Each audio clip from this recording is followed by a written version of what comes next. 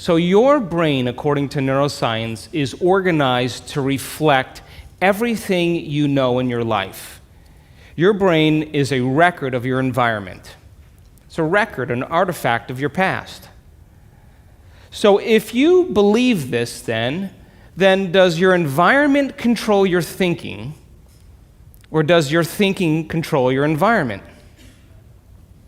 So if you wake up in the morning and you get out of bed on the same exact side as you did the day before, you shut the alarm clock off with the same finger, you slip into your favorite slippers, you shuffle into the bathroom and you use the toilet like you always do, then you walk over to the mirror and you look at yourself to remember who you are, then you get into the shower and you wash yourself in the same routine way, then you groom yourself to look like everybody expects you to look, then you go downstairs and you drink coffee out of your favorite mug. Then you drive to work the same way as you did the day before. You see the same people that push the same emotional buttons. You do the exact thing that you know how to do and you memorize and can do so well that you're an expert at. Then you hurry up and rush home so you can hurry up and check your emails, so you could hurry up and go to bed, so you can hurry up and do it all over again. Now, here's my question. Did your brain change at all that day? We could say that you were thinking the same thoughts, performing the same actions, that create the same experiences, that produce the same emotions, but secretly expecting something to change in your life. Would you agree? So then, as the environment turns on different circuits in your brain, you begin to think equal to your environment. As you see the same people and go to the same places and do the same things at the same time, it's the external environment that's turning on different circuits in your brain, causing you to think equal to everything that you know. And as long as you think equal to everything that's familiar or known to you, what do you keep creating more of? Same life. Now, the quantum law is still applying to you. You're just thinking equal to everything that you know, and you keep creating more of the same. To truly change is to think greater than your environment. And every great person in history knew this. Whether it was William Wallace or Mahatma Gandhi or Martin Luther King or Queen Elizabeth I or Joan of Arc, they all had a vision. They all had an idea. Couldn't see it, couldn't smell it, couldn't taste it, couldn't feel it, but it was alive in their mind. It was so alive in their mind that they began to live as if that reality was actually happening now. So can you believe in a future that you can't see or experience with your senses yet, but you've thought about enough times in your mind that your brain is literally changed to look like the event has already happened? Neuroscience says it's absolutely possible. Now, your personality creates your personal reality. That's it. It's that simple. And your personality is made up of how you think, how you act, and how you feel. So the present personality who's sitting here today, you, has created the present personal reality called your life. Would you agree? Would you also agree then, if you wanted to create a new personal reality, that on a fundamental level you would have to change the thoughts that you are thinking, the behaviors and habits that you're demonstrating, and the emotions that you've memorized that's become part of your identity? And most people try to create a new personal reality as the same personality, and it never works. We have to become somebody else. So then, as you keep thinking the same thoughts, performing the same actions, and living by the same experiences that produce the same emotions, there's a principle in neuroscience that says nerve cells that fire together wire together. And if you keep repeating the same states of mind and body over and over again, your brain begins to fire in the same sequences, in the same patterns and same combinations. And whenever you make your brain work in a certain way, that's called mind. Mind is the brain in action.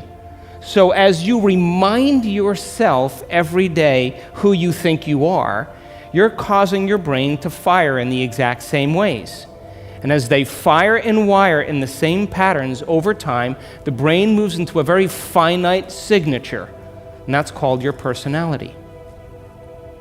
Now, that box in your brain isn't literally a box, but it's the most commonly wired, neurologically fired programs that run redundantly because we keep doing the same things over and over again. To change your mind, then, is to make the brain work in new sequences and new patterns and new combinations, to begin to make the brain work differently. And the one ingredient that allows us to do that is knowledge or information. Because every time you learn something new, you make a new connection in your brain. That's what learning is. Learning is forging new connections.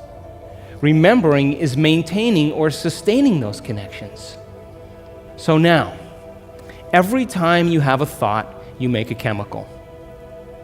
And if you have a great thought, or an unlimited thought, or a joyful thought, you turn on a set of circuits in your brain that fires in a very specific sequence, pattern, and combination, that produces a level of mind, that turns on another part of the brain that makes a chemical for you to begin to feel exactly the way you were just thinking, great or unlimited or joyful. Now, if you have a negative thought or an unhappy thought or a self-depreciating thought, you turn on a different set of circuits and a different combination, a different sequence, and a different pattern that produces a different level of mind. And the brain then begins to make a different batch of chemicals that signals the body for you to begin to feel exactly the way you were just thinking, negative or unhappy or unworthy. So the moment you begin to feel the way you think, because the brain is in constant communication with your body, you begin to think the way you feel, which makes more chemicals for you to feel the way you think, and then you think the way you feel, and then you feel the way you think, and then you think the way you feel. And some people do this for 20 or 30 or 40 years. Now, the redundancy of that cycle over time creates what I call a state of being. And a state of being is when your mind and body are working together, or your thoughts and feelings are aligned to a concept. So thoughts are the language of the brain, and feelings are the language of the body.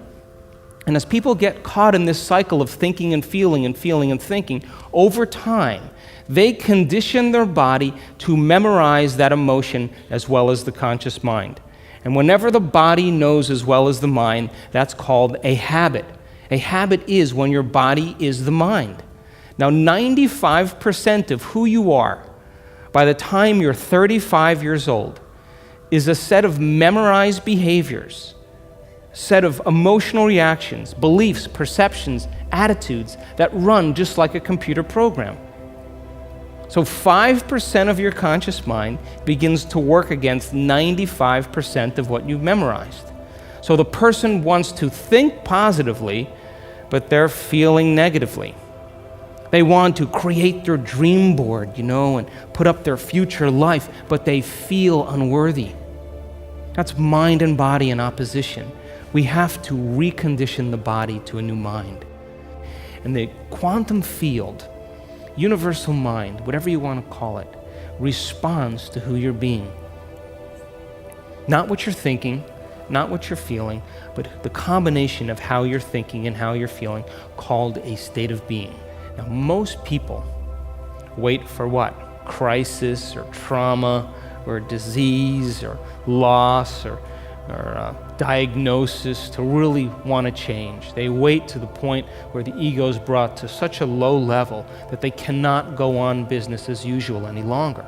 That's when we begin to look at how we're thinking or what we believe or how we act or our attitude or what emotions we're living by. And my message is, why wait? We can learn and change in a state of pain and suffering, which tends to be the human model, or we can learn and change in a state of joy and inspiration. Now, you want to learn the hardest part about all of this? You ready? The hardest part of all of this,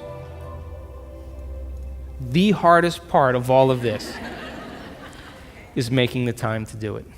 That's it.